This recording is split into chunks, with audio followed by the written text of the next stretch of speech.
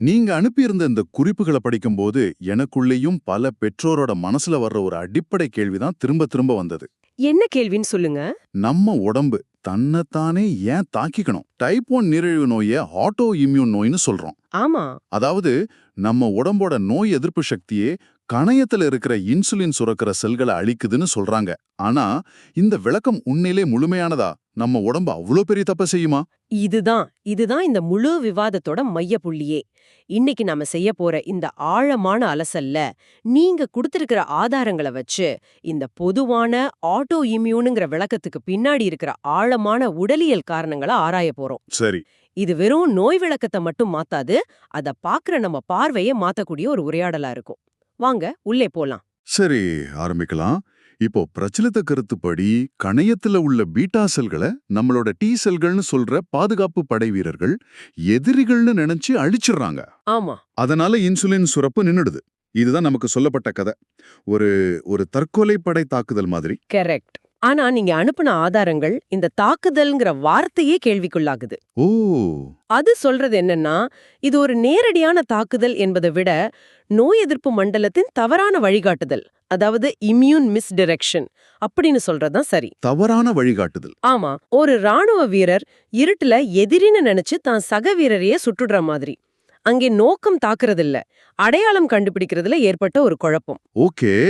தவறான வழிகாட்டுதல் இதுவே ஒரு முக்கியமான பார்வை மாக்குறோம். ஆனா நம்ம உடலோட இவ்வளவு அதிநவீன பாதுகாப்பு படைக்கு ஏன் இந்த மாதிரி ஒரு குழப்பம் வரணும்?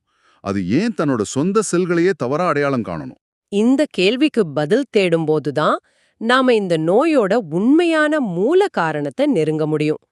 இது ஒரே ஒரு காரணத்தால நடக்கிற விஷயம் இல்ல, பல காரணிகளோட ஒரு சங்கிலி தொடர்வினை இது.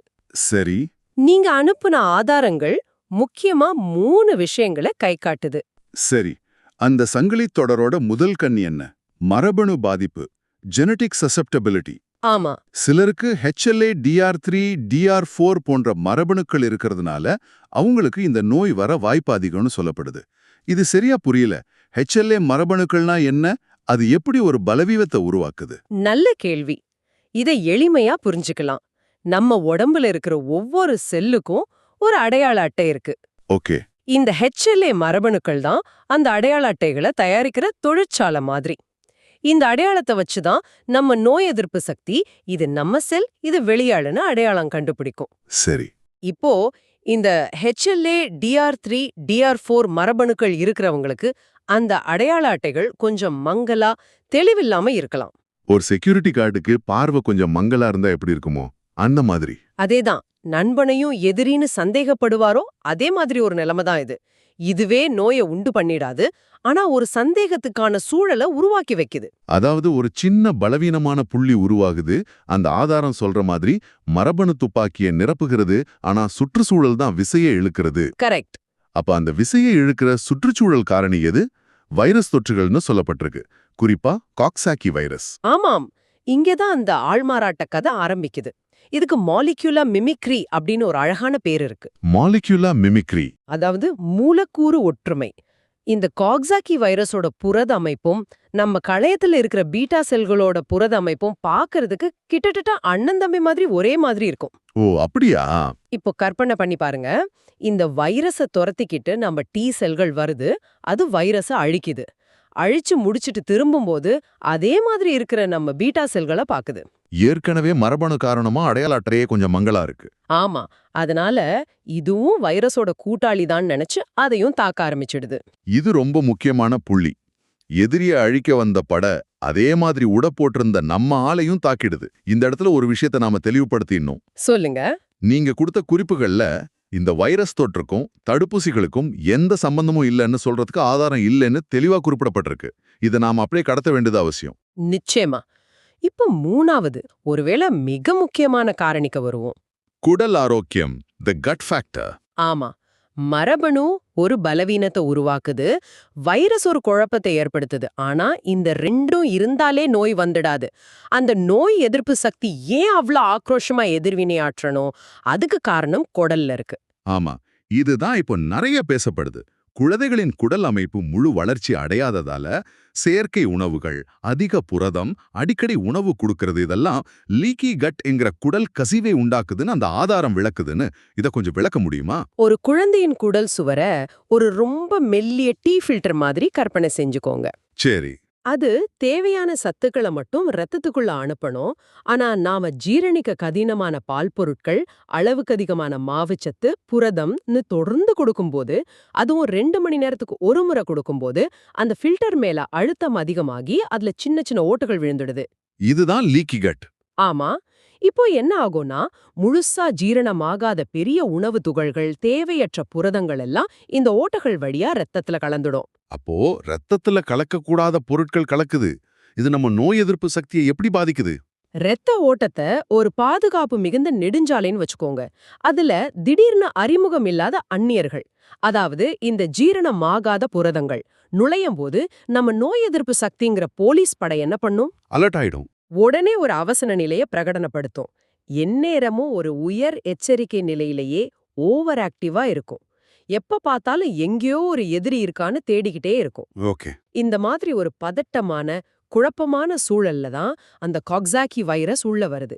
ஏற்கனவே டென்ஷன்ல இருக்கிற போலீஸ் அந்த ஆள்மாறாட்ட விஷயத்தை ரொம்ப தீவிரமா எடுத்துக்கிட்டு பீட்டா செல்கள் மேல ஒரு பெரிய தாக்குதல ஆரம்பிச்சிடுது. புரியுது, புரியுது. ஆக மரபணு ஒரு சின்ன சந்தேகத்தை விதைக்குது. குடல் கசிவு நோய் எதிர்ப்பு சக்தியை ஒரு பதட்டமான மனநிலையில வைக்குது. அந்த நேரத்துல வைரஸ் ஒரு தவறான ஆதாரத்தை காட்டுது. இந்த மூணும் சேரும்போது தான் அந்த தவறான வழிகாட்டுதல் என்கிற விபத்து நடக்குது. கரெக்டா சொன்னீங்க. இதுவரைக்கும் இது ஒரு தர்க்க ரீதியான விளக்கமா இருக்கு. ஆனா நீங்க அனுப்பின இரண்டாவது ஆதாரம் இங்கிருந்து ஒரு பிரம்மாண்டமான பாய்ச்சல் எடுத்து நம்ம யோசனையே தலைகீழா மாத்துது. ஆமா, அது கேக்குற கேள்வி ரொம்ப எளிமையானது, ஆனா அதிர்ச்சிகரமானது. என்ன அது? ஒருவேளை அந்த பீட்டா செல்கள் அழிக்கப்படவே இல்லைனா? ஒரு நிமிஷம். என்ன சொல்றீங்க? செல்கள் அழிக்கப்படலையா? இது எப்படி சாத்தியம்? பல வருஷமா மருத்துவ உலகம் முழுக்க பீட்டா செல்கள் அழிக்கப்படுதுன்னு தான் சொல்லிக்கிட்டு இருக்கு. அதுதான் டைப் 1 நீரிழிவோட அடிப்படை. ஆமா. செல்கள் சாகலைனா அப்புறம் ஏன் இன்சுலின் சுரக்கல? இது மொத்த கதையுமே மாத்துதே. மாத்துது. அதனாலதான் இது ஒரு புரட்சிகரமான பார்வை. அந்த ஆதாரத்தின்படி அங்கே நடப்பது அழிப்பல்ல, முடக்கம். முடக்கமா? அதோட வார்த்தைகள்லயே சொல்லணும்னா, கழிவுகளின் பெருக்கத்தாலும் ஓய்வின்மையாலும் கணையம் செயலிழந்து விற்கிறது. அதாவது pancreatic functional arrest due to toxic overload and lack of rest. ஆக பீட்டா செல்கள் சாகவில்லை. சாகவில்லை. அவை கழிவுகளால் சூழப்பட்டு மூச்சு திணறி வேலை செய்ய முடியாம முடங்கி கிடக்குது. செல்கள் மூச்சு திணறுதா? இது கேட்கவே ஒரு புதுவிதமான கோணமா இருக்கு.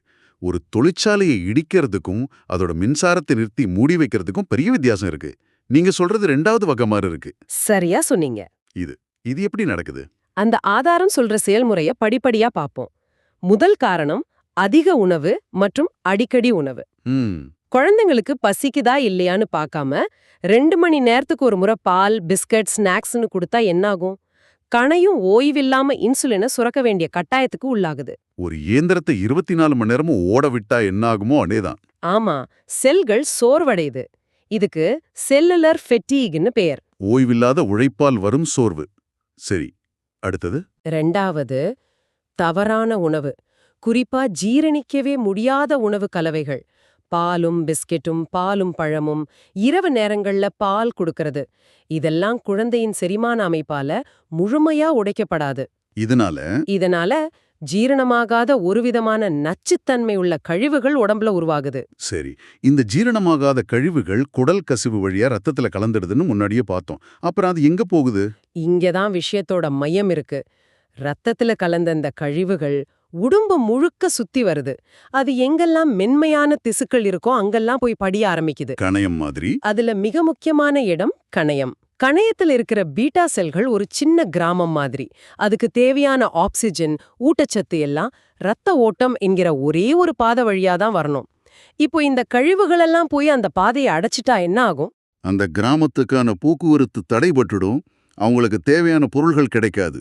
மிகச் சரியா சொன்னீங்க. விளைவு இதுதான். செல்கள் சாகல, ஆனா அவை கழிவு குப்பையில மூழ்கி அதுக்கு தேவையான ஆக்சிஜன் கிடைக்காம மூச்சு திணறி இன்சுலினை உருவாக்க முடியாத நிலையில செயலிழந்து நிக்குது. அந்த தொழிற்சாலை மூடப்படுது. ஆமா, அது இடிக்கப்படல. ஆனா அதோட கதவுகள் பூட்டப்பட்டு உள்ளே இருக்கிற தொழிலாளர்கள் வேலை செய்ய முடியாம முடங்கி கிடக்குறாங்க. இது நம்ப முடியாத அளவுக்கு ஒரு விண்ணமையான பார்வையா இருக்கே. அப்போ நாம படத்துல எல்லாம் பாக்குறோமே, டி செல்கள் பீட்டா செல்களை சுற்றி வளைச்சு தாக்குற மாதிரி. அது பொய்யா? அந்த வீக்கம், இன்ஃப்ளமேஷன், அதெல்லாம் என்ன? அது பொய் இல்ல, ஆனா நாம அதை புரிஞ்சுக்கிட்ட விதம் தவறு. ஓகே. அந்த ஆதாரத்தின்படி நோய் எதிர்ப்பு சக்தி ஒரு வில்லன் இல்ல, அது ஒரு தூய்மை பணியாளர் இல்ல, ஒரு தீயணைப்பு வீரர்னு சொல்லலாம். கணையத்துல தேங்கி இருக்கிற இந்த கழிவுகளையும் நச்சுக்களையும் அகற்ற அது போராடுது. ஒரு கிளீனிங் அட்டெம்ப்ட். ஆமா, ஒரு வீட்ல தீ பிடிச்சா தீயணைப்பு வீரர்கள் கதவை உடைச்சுக்கிட்டு உள்ளே போவாங்க, ஜன்னலை உடைப்பாங்க. வெளியிருந்து பாக்குறவங்களுக்கு அவங்க அந்த வீட்டை அழிக்கிற மாதிரி தெரியும். ஆனா உண்மையில அவங்க உள்ளே இருக்கிறவங்கள காப்பாத்த போராடுறாங்க. புரியுது. அந்த போராட்டத்துல ஏற்படுற சேதம் தான் வீக்கம். அது ஒரு மீட்பு முயற்சி. அத நாம தாக்குதல்னு தவறா பேரிட்டுட்டோம். வாவ், இது முழு பார்வையும் மாத்துது. அதாவது நோய் எதிர்ப்பு சக்தி அழிப்பவன் அல்ல, மீட்பவன். சரி, இந்த விளக்கங்கள் எல்லாம் தர்க்க ரீதியா இருக்கு. ஆனா ஏன் இது குறிப்பா குழந்தைகளை அதிகமா பாதிக்குது? ஆமா, நல்ல கேள்வி. பெரியவங்களுக்கும் இதே உணவு பழக்கங்கள் இருக்கு, குடல் கசிவு இருக்கலாம். ஆனா டைப் 1 நீரிழிவு பெரும்பாலும் குழந்தை பருவத்துல தானே கண்டறியப்படுது. அதுக்கு 3 தெளிவான காரணங்கள ஆதாரங்கள் முன்வைக்குது. 1, குழந்தைகளின் கழிவுகளை வெளியேற்றும் உறுப்புகள், அதாவது கல்லீரல், சிறுநீரகம் போன்றவை இன்னும் முழு வளர்ச்சி அடைஞ்சிருக்காது. சரி. ஒரு பெரியவர மாதிரி அவன் உடம்புல சேர்ற கழிவுகளை திறமையா வெளியேற்ற முடியாது. அதனால கழிவுகள் சுலபமா கணைய மாதிரி மென்மையான உறுப்புகள்ல தேங்கிடுது. ஓகே, அவங்களோட கழிவுநீர் அமைப்பு இன்னும் முழுமையா வேலை செய்ய ஆரம்பிக்கல. கரெக்ட். 2வதா, அவங்களோட நோய் எதிர்ப்பு அமைப்பு இன்னும் பயிற்சி கட்டத்துல இருக்கு. ஒரு புதுசா வேலைக்கு சேர்ந்த செக்யூரிட்டி மாதிரி யாரு நண்பன் யாரு எதிரின்னு அது கத்துக்கிட்டே இருக்கும். ட்ரைனிங்ல இருக்கு. ஆமா, இந்த ட்ரெய்னிங் நிலையில இருக்கிறதால அது சுலபமா குழப்பமடையவும் தவறான இலக்குகளை தேர்ந்தெடுக்கவும் வாய்ப்பதிகம். 3வது காரணம் ரொம்ப நடைமுறை சார்ந்ததா இருக்கும்னு நினைக்கிறேன். ஆமாம், குழந்தைங்களுக்கு பசினா என்னன்னு நாம கத்துக் கொடுக்கறதே இல்ல. குழந்தை அழுதாலே பசியா இருக்குமோன்னு நினைச்சு அல்லது கடிகாரத்தை பார்த்து நாம தொடர்ந்து உணவு கொடுத்துக்கிட்டே இருக்கோம். ஆமா, அது உண்மைதான். இதனால அவங்களோட குடலுக்கும் கணையத்துக்கும் ஓய்வே கிடைக்கிறதில்ல. பெரியவங்களுக்காவது பசிக்கும்போது சாப்பிடுற சுதந்திரம் இருக்கு, குழந்தைகளுக்கு நாம அந்த வாய்ப்பை கொடுக்கறதில்ல. இந்த 3 காரணிகளும் சேரும்போது குழந்தைகள் இந்த கழிவுப்பேக்கு நிலைக்கு ஆளாகிற வாய்ப்பு பல மடங்கு அதிகரிக்குது. நிச்சயமா. ஆக, இந்த ஒட்டுமொத்த அலசல்ல இருந்து நாம் எடுத்துக்க வேண்டிய முக்கியமான செய்திகள் என்ன? இதுவரை பேசுனத 2-3 வரிகள்ல தொகுக்க முடியுமா? நிச்சயமா. 2 முக்கியமான பார்வை மாற்றங்களை நாம புரிஞ்சுக்கணும். 1, டைப் 1 நீரிழிவு என்பது உடல் தன்னைத்தானே அழிச்சுக்கிற நோய் இல்ல. அது ஒரு தன்னழிவு இல்ல. இல்ல, அது மரபணு, சுற்றுப்புறம், குடல் ஆரோக்கியம் சார்ந்த காரணிகளால் உடலின் பாதுகாப்பு அமைப்பு குழப்பமடைந்து தவறாக வழிநடத்தப்படும் ஒரு நிலை. அது ஒரு தன்னழிவு என்பதை விட ஒரு தற்காப்பு குழப்பம். சரி, இது முதல் பார்வை. 2வது, இன்னும் ஆழமான பார்வை. 2வது, இது செல்கள் அழியும் நோய் கூட அல்ல. மாறாக தவறான உணவு பழக்கங்களால் உருவாகும் கழிவுகளால் பீட்டா செல்கள் மூச்சு திணறி செயலிழந்து போகும் ஒரு நிலை. ஆஹா, ஆட்டோ இம்யூன் டிஸ்ட்ரக்ஷன்ங்கிற வார்த்தைக்கு பதிலா pancreatic functional arrest due to toxic overload அப்படிங்கிறீங்க. ஆமா, உடலியல் ரீதியா அதுதான் இன்னும் சரியான விளக்கமா இருக்கும். இது ஒரு முழுமையான மறுவரையறை. ரொம்ப முக்கியமா, இது பெற்றோர்களோட தவறு இல்லைங்கிறது அந்த ஆதாரம் அழுத்தமா சொல்லுது. ஆமா, அது ரொம்ப முக்கியம். இது தனிநபர்களின் தவறில்லை. குழந்தை குண்டா இருந்தாதான் ஆரோக்கியம், அழுதா உடனே பால் கொடு அப்படிங்கிற மாதிரி சமூக நம்பிக்கைகளாலும் போதிய விழிப்புணர்வு இல்லாததாலும் நடக்கிற ஒரு விஷயம்.